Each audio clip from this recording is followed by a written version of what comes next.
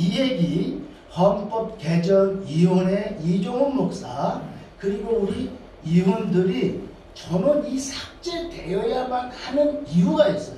자, 올려주시죠. 좀 헌법 정치 제28조 목사의 청빙과 연임 청원 문제가 되고 있는 제6항은 이임 목사 또는 담임 목사 청빙에 있어 아래 각 호에 해당하는 이는 이임 목사 또는 담임 목사로 청빙할 수 없다. 단 자립대상교회는 이를 적용하지 아니한다. 이 조항이거든요. 그 다음에 이 1호에 가서 해당 교회에서 사임 또는 은퇴하는 이임 목사의 배우자 및 직계 비속과 그 직계 비속의 배우자 2호 해당 교회 시무 장로의 배우자 및 직계 비속과 그 직계 비속의 배우자. 이임 목사 청빙에 있어서 대형교회 목사님의 자녀는 승계할 수 없다. 쉽게 말하면 풀면 자립대상교회, 개척교회, 약한교회, 시골교회, 가난한 교회는 승계할 수 있다. 동일한 법 규정에서 어떤 아버지 아들은 승계할 수 없다예요. 똑같은 법 규정 가지고. 근데 어떤 아버지 아들은 승계할 수 있다예요. 이 법적 충돌이 일어나는 거예요. 충돌이 생기는 거예요. 자, 동일한 법규가 충돌하고 있어요.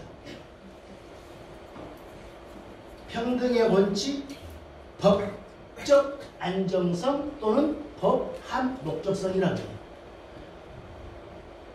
A교회 되면 B교회도 되고 A의 아버지의 아들이 되면 B의 아버지의 아들도 되는 거야. 근데 A의 아버지는 그 아들은 안 되고 B의 아버지는 된다예요. 쉽게 이거 법조용어를 다 띄고 쉽게 풀이하면 개척해가지고 힘들고 약할 때는 야, 네 아들 줘도 돼. 이게 우리 헌법이에요. 가난한 교회 넌뚝에서 하우스 치고 교회 목회하고 있는데 야, 네 아들 승계해도 돼, 계승해도 돼, 전승해도 돼, 네 아들 줘. 그 사람이 키워갖고 그거가 딱 터지니까 이제 내놔. 이게 우리 헌법이에요. 그래서 삭제시키는 거예요. 이건 기본권칙이에요. 법 규정을 더 자세히 들여다보면 가난한 목사 아버지와 그 아들은 가난하다는 이유만으로 인간의 존엄 속자 무시당하고 있어요. 야, 그 교회 네 아들 줘도 돼. 이게 얼마나 무시하는 거예요. 그 다음에 대형교회예요. 우리 아버지가 대형교회 목사라고 해서 나마저 대형교회 청빙청원 이력서를 낼 수 있는 자격까지도 박탈시키면 인간의 기본권을 말살합니다. 그렇기 때문에 이 법 규정은 삭제되어야만 하는 거예요. 이미 101회기 헌법위원회에서 삭제를 했어요. 102회기에서 삭제하자고 했어요. 우리는 전부 준비했어요. 근데 103회기 때는 우리는 보고조차 못하게 했어요. 이것이 103회기 법도 아니고 이법성 조각이 난무한 그런 야단 법석의 회의였어요.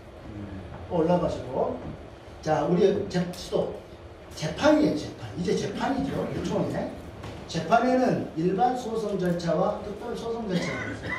우리 국가법 민법 제1조에는 재판, 법원은 재판할 때 신속, 정확, 공정하게 해야 되고 경제적으로 효력 있게 해야 된다. 이게 우리 민법 1조예요.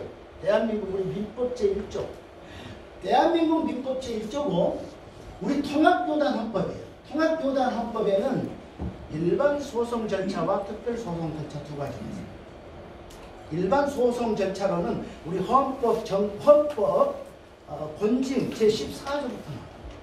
10조부터는 구분들 형성하는 게 나오고 14조부터는 헌법 권징 14조는 재판국의 심판 사항이 나옵니다. 일반 소송 절차는 첫째 당해 재판을 말이에요. 1심. 두 번째는 오해 재판 2심. 세 번째는 3심 총회 재판. 그리고 당해에서 불복해서 노예로 올리는 건 상고권, 노예에서 불복해서 총회로 올린 항고권, 이 건은 일반 소송 절차에 의해서 총회 재판국이다. 총회 재판국 고유 권한이에요. 이게 일반 소송 절차. 두 번째, 특별 소송 절차가 있어요. 여기서 보면 조금 이미 지나가는 자, 총회 재판국 심판상 제14조죠. 이게 총회 재판국의 임무고 기능이에요. 총회 재판국은 다음의 사건을 중심으로 심판하여 총회에 보고한다.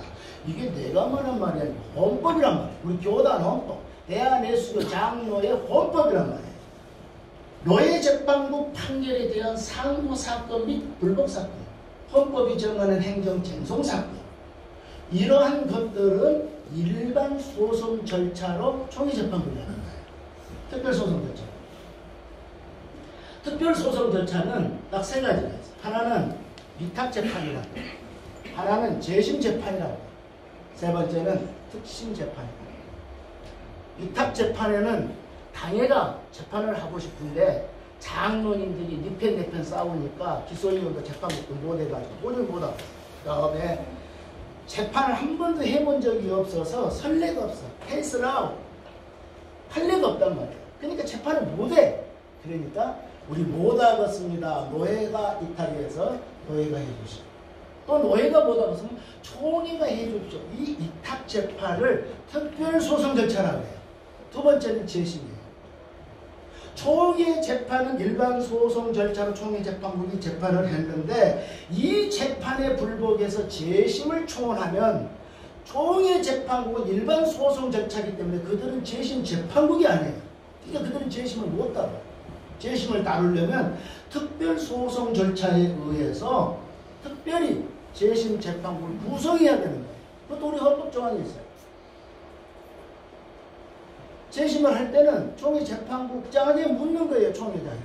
야, 너희 총회 재판국의 재판이 잘못됐다고 불복했는데 재판을 할래 안 할래? 재심할래 안 할래? 이 재판에 법적으로 실력이 있는 사람 같으면 안 할랍니다 해야 되는데 바보들이 할랍니다 그래. 저기들이 한 줄 알고.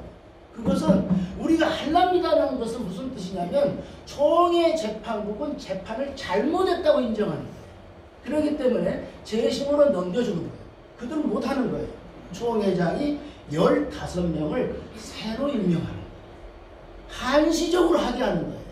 그래서 우리 특별소송 절차에 보면은 원심 이렇게 올려서 앞에서 올려요. 지금 많이 하는 재심 청구. 이게 재심 청구 사항들인데요. 자, 7항 보십시다. 재심 재판국이 시방부터 보십시다. 재심 청구가 원심 재판국에 접수되면 재판국장은 10일 이내에 교체 보선 필요한 재판국의 명단을 치리회장에게 통보해야 되고, 치리회장은 통보받은 날로부터 10일 이내에 보선한 재심 재판국의 명단을 원심 재판국에 통보하여 재심 재판국을 구성해야 한다. 자, 여기서 원심 재판은 뭐냐면 지금 바로 앞에 재판국을 원심이라고 해요. 고등법원에서 판결할 때 원심은 어디냐? 지방법원이에요. 대법원이 판결할 때 원심 재판국은 어디냐? 고등법원이에요. 원심이라고 하는 것은 총회 재판국이 원심이 아니에요. 총회 재판국 누구들이 원심이다 할 때는 재심이 재판국이 구성되어서 원심 재판국 누구 재판 잘못했는데 문건 갖고 와라. 그래서 총회 재판국이 재심 재판국이 볼 때 바로 앞에 재판이기 때문에 그거 원심국이라고 해요. 근데 이 총회 재판국원들은 원심국인지 원심 간할인지를 이해를 못해요. 원심 간할은 뭐냐면 원심국은 자기들이니까 자기들은 재심 재판 권한이 없어요.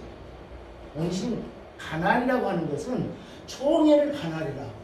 그러니까 총회 재판국이 있는 것이 아니고 총회 재판국도 있지만 총회 치리회장이 있는 이 간할 지역에서 총회 재판국의 판결에 불복하면 재심 재판국 구성해서 해라. 그것이 재심 재판국의 원리예요. 그것이 특별소송 절차예요. 근데 현재 재심 재판국에 권한도 없는 총회 재판국들이 재판한다는 거예요. 재심. 전부 있는 거예요. 그건 일반 소송 절차로 자기들은 재판 권한이 없어요.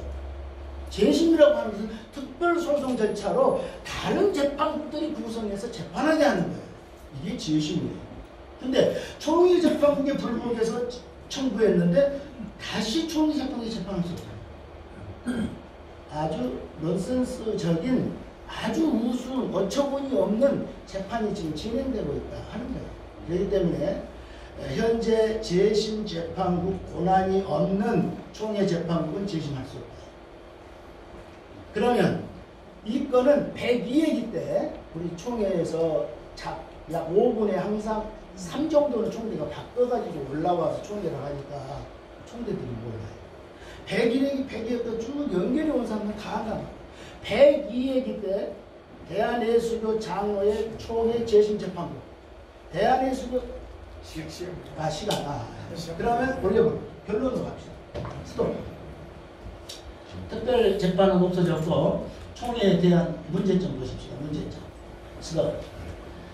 자, 102회기 총회는 재심 재판국 특별 재심 총회 기소위원회 만장일치로 폐지됐어요. 자, 이 폐지가 됐기 때문에 우리 총회에서는 재심 재판국이 없는 거예요. 특별 재심 폐지돼서 없는 거예요. 총회 기소위원회 폐지됐지만 그 3년 경과가 안 됐다고 해서 살려놓은 거예요.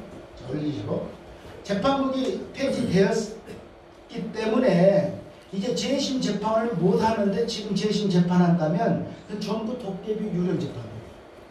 전부 유령 재판. 재판할 수 있는 권한자들이 아니에요. 올리시고 자, 총회 재판 판결에 불복해서 재심 청구가 드려졌을 때는 총회 재판국은 그 권한이 없기 때문에 재심 재판국 써야 되는데 재심 재판국은 총회장이 임명한다고 우리 헌법에. 그러면 이명석 총회장의 딜레마가 있어요. 102회기 총회 재판국 총회 재심이 폐지됐는데 폐지된 것을 자기가 15명 선정해서 재심하라 하면 102회기 결의에 위반이 되는 거고 총회 재판국 때 재심하라 하면 특별소송 절차법에 위반이 되는 거예요. 이래도 저래도 재판할 수 없는 거예요. 그렇기 때문에 딜레마에 지금 빠져 있는 거예요. 절대 현재 총회 재판국 재심 못합니다. 그래서 저는 강원구 목사에게 내가 주문을 해줬어요. 이거 명성이라고 하는 거 요건 네가 하려면 니는 욕먹은다. 그러니까 재심 재판국 전 재심 재판권은 모두 기각시켜라. 언주부터 시작해서 나주부터 시작해서 재심권들 다 기각시켜라. 왜? 102회기 폐지됐으므로 총회장님께서 폐지됐는데 우리는 할 수 없고 특별소송 절차에서 총회장님이 15명 구성해서 하십시오 하고 넘겨버려라. 그러면 총회장이 구성하자니 이러고 저러자니 그러니까 법대로 재심 없다가 될 것이다. 그래서 하라겠는데도 불구하고 이들은 법적 용어를 잘 몰라갖고 지금도 자기들이 그렇게 한다고 계류 중에 있고 거래 중에 있고 시작점을 찾았어요. 자, 마지막 결론입니다. 시간이 못 나가니까 다 올립시다. 다 올려요. 예, 다 올려요. 결론으로 갈게요. 대안점 제시입니다. 야당 법석은 법적 공방에서 비롯됐고 이제 총체적으로 법적적으로 대안이 있어요. 두 가지가 있어요. 하나는 재판국은 전원 교체 해임이나 102회기에 재판국 전원 교체 해임이죠. 103회기에 재판국이 전원 해임됐어요. 이 이유는 뭐냐? 전문성 있는 재판국원이 없어서 그랬어요. 전문성 있는 재판국원 자질 있는 사람들을 활용하고 발굴해서 써야 하는데 이번에 그 소장 특별 재심 심판위원회 넘어온 것 보니까 재판국에 그 공천을 해서는 안 될 사람이 지금 김재남 공천위원장이 한 것이 지금 들어와 있어요. 이런 것들이 아주 법적으로 전문성 있는 사람이 있어야 된다. 그래서 우리 지금 과거에는 법학사, 변호사 포함 3명이었는데 지금 2명으로 줄였는데 저는 이것을 2년 전부터 법학사, 변호사 포함해서 10명 정도는 대안으로 전문선생님들 키우자는 것이었고, 끝에 총체적으로 이제 우리 총회장님입니다. 총회장님은 이래도 저래도 딜레마니까 이것을 어떻게 끌고 가냐. 총회장은 머리, 총회 임원들은 모터, 그리고 각 부장, 상임위원, 특별위원은 손발.